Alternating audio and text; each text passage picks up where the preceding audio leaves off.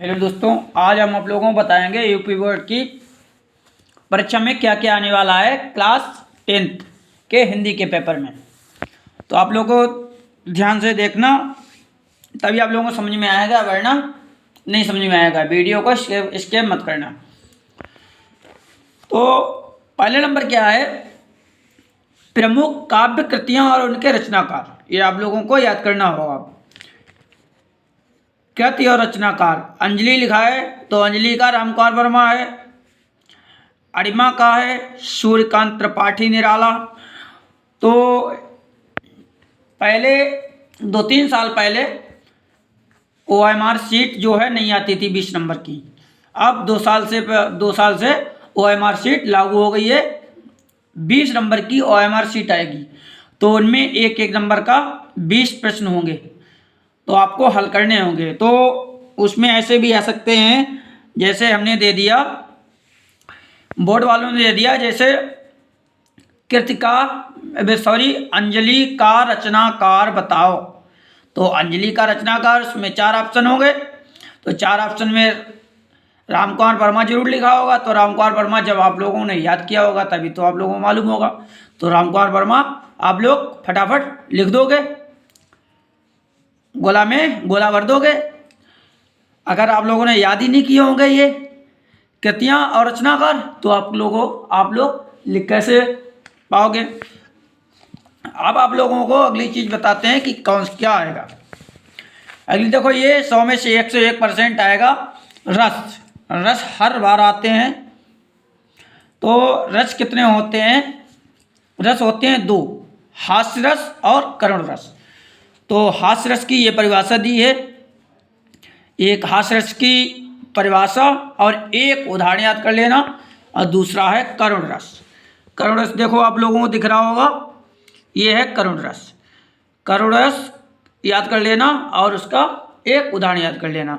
हास्य रस में क्या होता है? हास्य रस में होता है किसी की आकृति, वेशभूषा, चेष्टा आदि को देखकर हृदय में जो विनोद का भाव जागृत होता है वह हास्यरस कहा जाता है। ये पूरी नहीं लिखनी है, यहाँ से और यहाँ तक लिखना है।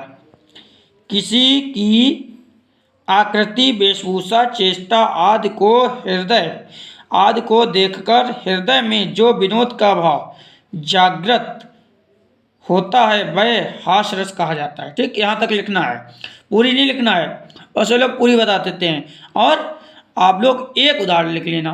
तो एक उदाहरण इनमें दिया होगा कहीं, एक उदाहरण ये याद कर लेना, ये यहाँ से और यहाँ तक। विंध्य के वासी उदासी तपोव्रतधारी महाबिनु नारी दुखारे, गोतमतीये तरी तुलसी सो कथा सुनिभय मुनि वृंद सुखारे। ये उदाहरण आप लोग याद कर लेना। दूसरा देखो करुण रस। तो करुण रस दिया है, देखो, किसी भी प्रिय वस्तु, व्यक्ति आदि के अनिष्ट की आशंका अथवा इनके विनाश से उत्पन्न क्षोभ अथवा दुख की संवेगात्मक स्थिति को करुण रस कहा जाता है। तो आप लोग यहाँ से और यहाँ तक याद करना है। ठीक, अब उदाहरण आ जाओ। उदाहरण आप लोग ये याद कर लेना, एक उदाहरण करना है, ज़्यादा नहीं याद करना है, यहाँ तक।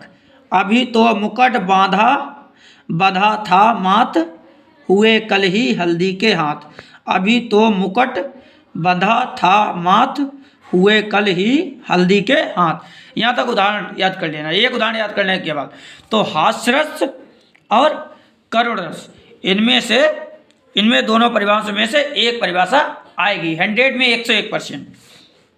अब आगे देखो क्या आएगा।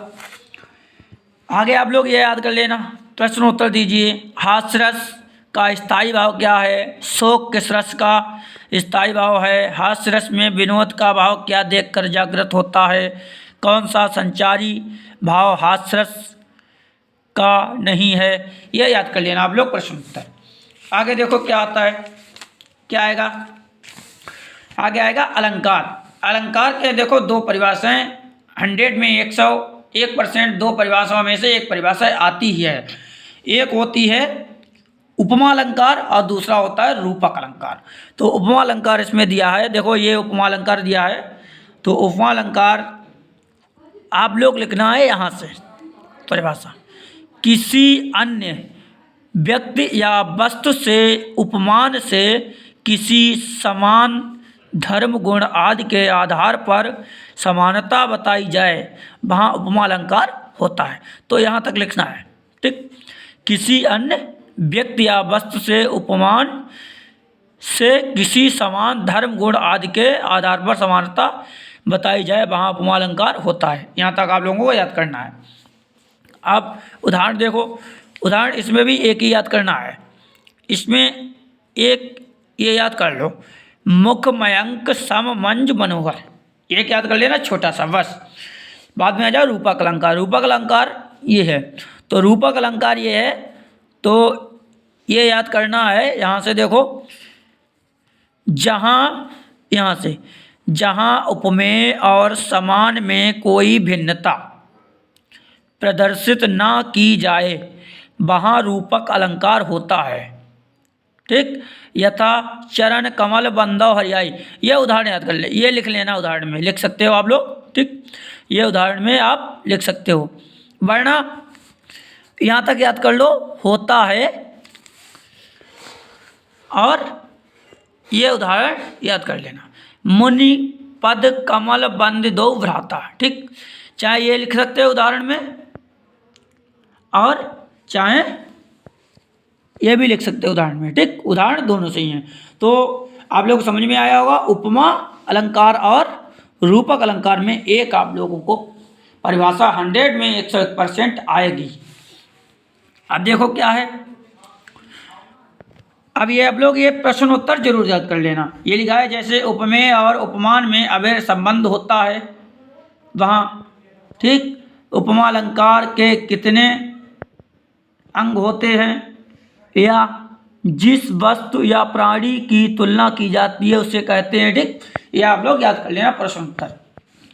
तो आगे देखो क्या होता है, हम आप लोगों को मेन बताते हैं कि जो आप लोग याद कर लो और बढ़िया आप लोग नंबर ला सको। अब देखो इसमें लिखा है छंद, छंद आ गया। छंद तो 100 में 101% आते हैं। तो छंद क्या क्या होते हैं, छंद होते हैं सोरठा और रोला। छंद होते हैं सोरठा और रोला। तो सोरठा की आप लोगों को परिभाषा याद करनी है और रोला की भी आप लोगों को परिभाषा याद करनी है। इनका एक एक उदाहरण याद करना है। दोनों परिभाषाओं में से एक परिभाषा 100 में 101% आनी है, ये कन्फर्म है। तो देखो सोरठा क्या है, यह दोहे का उल्टा छंद है। इसके पहले और तीसरे चरणों में 11-11 तथा दूसरे और चौथे चरणों में 13-13 मात्राएं होती हैं। तो यहाँ से आप लोगों को यहाँ तक सोरठा की परिभाषा याद करनी है। उदाहरण क्या है, उदाहरण यहाँ से यहाँ तक करना है। उदाहरण में लिखा है, जो सुमिरत सिद्धि होई गणनायक करवर वदन करौ अनुग्रह सोई बुद्धि रास शुभ गुण सदन। ये आप लोगों को उदाहरण याद करना है। अब आ जाओ रोला में, रोला परिभाषा। तो रोला की परिभाषा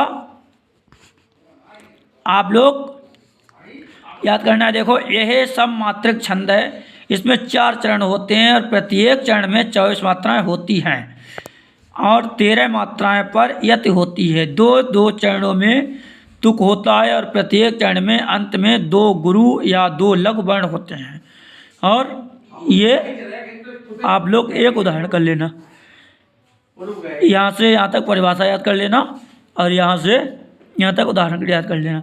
तो आप लोगों को हमने बताया सोरठा और रोला दोनों की परिभाषा, एक एक उदाहरण आप लोगों को याद करना है। इसमें से दोनों में से एक की परिभाषा 100 में 101% आनी ही है, ये कन्फर्म है। अब देखो क्या, ये आप लोग पहले से भी हमने बताया पहले में भी कि ये आप लोग प्रश्न उत्तर जो है आप लोग अपने आप याद कर लेना, ठीक। तो वर्ण गति विराम मात्रा एवं तुक आदि के नियमों से आबद्ध रचना से कहा है। यह छंद में प्रायः 4 पंक्तियां होती हैं, प्रत्येक पंक्ति को कहा जाता है छंद का। ठीक, तो ये आप लोग प्रश्नोत्तर याद कर लेना। अब देखो क्या क्या आएगा, आगे देखो।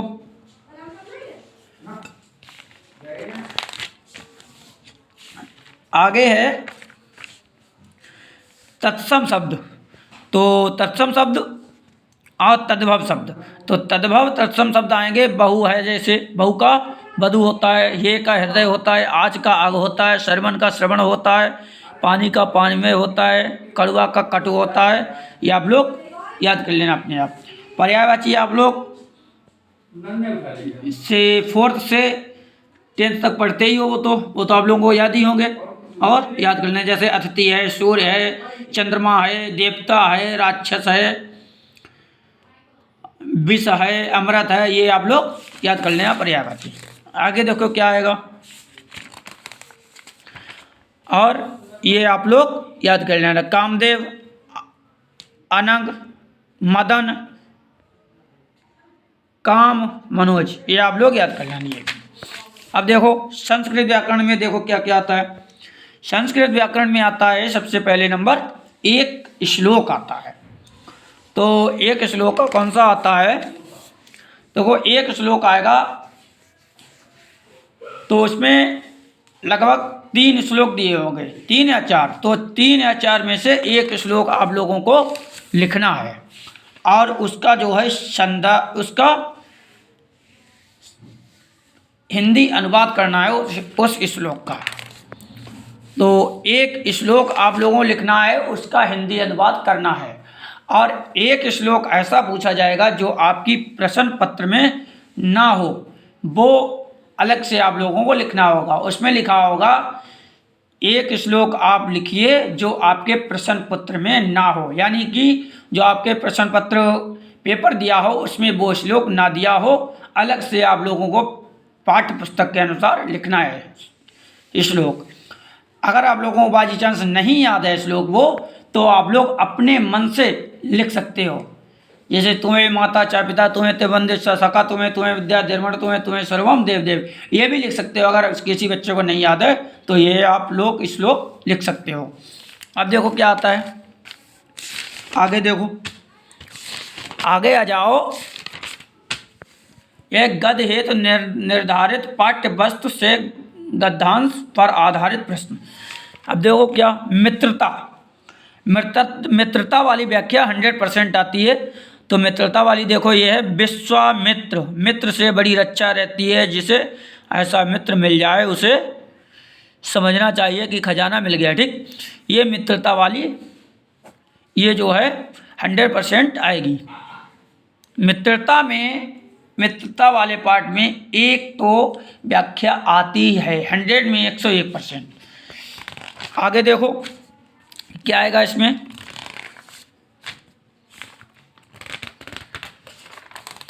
ममता में भी एक व्याख्या आती है।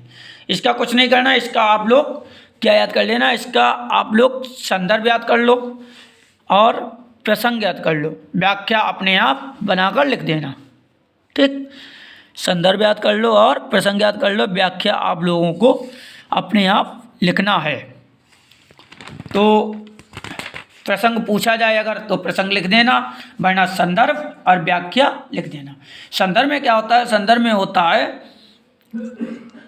पाठ का नाम और लेखक, कौन से खंड से लिया गया है, लेखक कौन है। ठीक, यही होता है संदर्भ में। और व्याख्या अपने आप से बना के लिख देना, व्याख्या में से जो दी हो उसी में से बना के लिख देना। अब देखो क्या करते हैं, अब देखो क्या आता है आगे।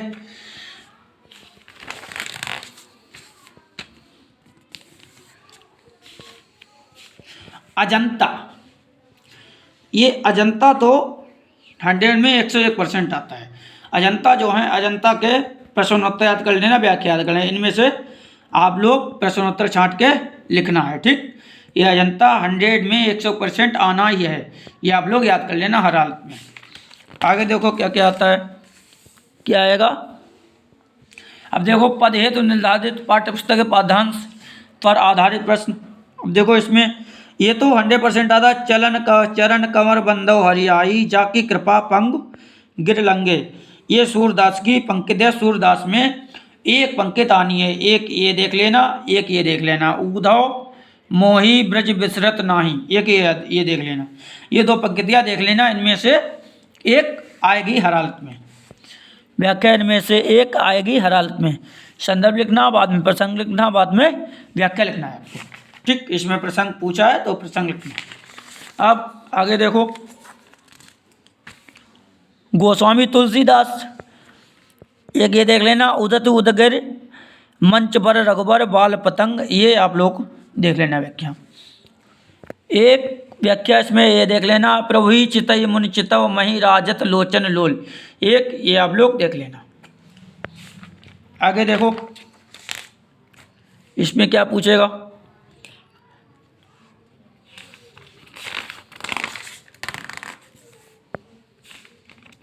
बिहारी लाल भक्ति, ये आप लोग एक देख लेना। बिहारी लाल भक्ति, इनमें से वे पूछा गया है कई बार। संदर्भ व्याख्या कई बार पूछी गई है। अब देखो आगे,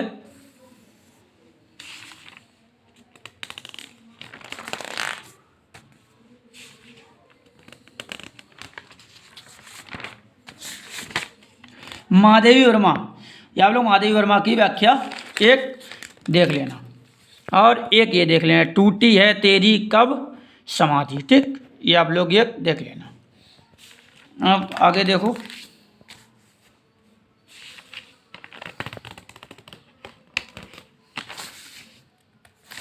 ये आप लोग देख लेना। सुभद्रा कुमारी चौहान, ये झांसी की रानी आ सकती है, ये कंफर्म नहीं है, ये वैसे देख लेना, आ सकती है इसमें व्याख्या।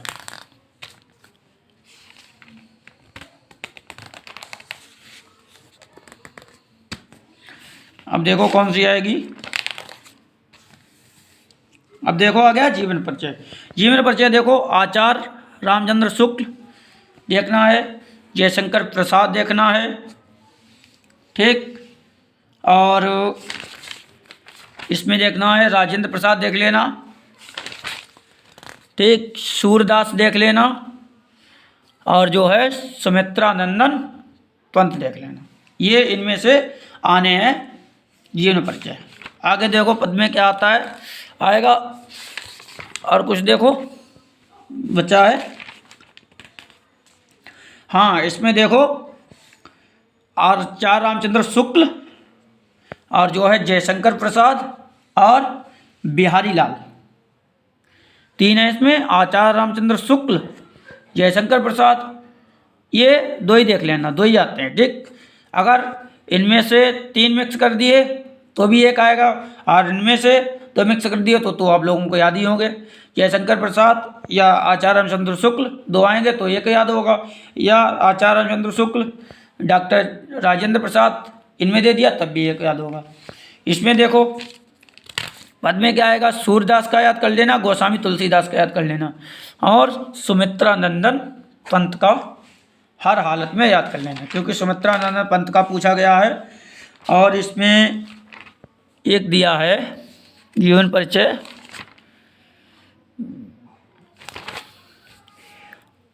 ठीक, आप लोग यही याद कर लेना, इतनी। अब देखो इसमें संस्कृत में तो हमने पहले बता दिया, वो श्लोक, एक श्लोक किताब से पूछा जाएगा, उसमें संदर्भ और व्याख्या लिखनी है। और एक श्लोक किताब से पूछा जाएगा, उसमें हिंदी अनुवाद लिखना है, और एक श्लोक ऐसा पूछा जाएगा जो आपके प्रश्न पत्र में ना हो, वो अलग से आप लोगों को लिखना है। अब आ जाए व्याख्या पर। तो व्याख्या जो है पहली आनी है वाराणसी वाली। वाराणसी शुभ ख्याता प्राचीना नगरीयम, ये वाली व्याख्या आनी है हर हालत में। या ये देख लेना, ईसा नगरी भारतीय संस्कृत देख लेना, ये देख लेना, यम नगरी विविध धर्माणनम, ठीक, ये देख लेना। अब एक ये देख लेना, एकदा बहवा जना, व्याख्या देखो आप लोग। अब एक इसमें से अब आ जाओ सूत्र। सूत्र पे क्या है, सूत्र पे एक ये सूत्र एक याद कर लेना, ठीक, इसका संदर्भ और हिंदी अनुवाद याद कर लेना आप लोग। और एक आप लोग सूत्र याद करना है आपको, एक याद कर लेना,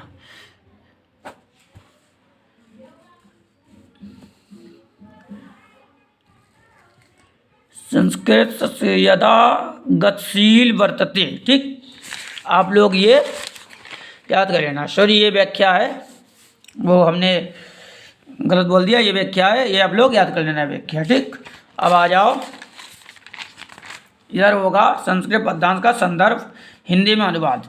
इसमें देखो, इसमें एक याद कर लेना। ठीक, ये देख लेना, ये देख लेना, जीवन सूत्रण एक ये देख लेना। ठीक, और एक ये देख लेना। ठीक, अब आ जाओ संस्कृत खंड की फर्स्ट वत् से कटस्थ श्लोक का लेखन। ठीक, वो हमने पहले ही बता दिया। ठीक, इसमें कुछ नहीं देखना, आप लोग देखना, ये सूत्र को याद कर लेना कोई सा भी, और इसका हिंदी अनुवाद करना सीख लेना। अब आ जाओ प्रश्नोत्तर, प्रश्नोत्तर ये याद कर लेना एक। ठीक है, अब दूसरा ये याद कर लेना। ठीक, सॉरी दिखाई नहीं दे रहा,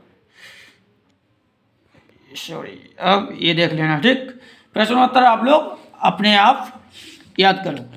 ठीक, वही बेहतर है जितना याद कर पाओ। अब जो है आप लोगों को हमने जो आना था इसमें, वो आप लोगों को पेपर में क्लियर कर दिया।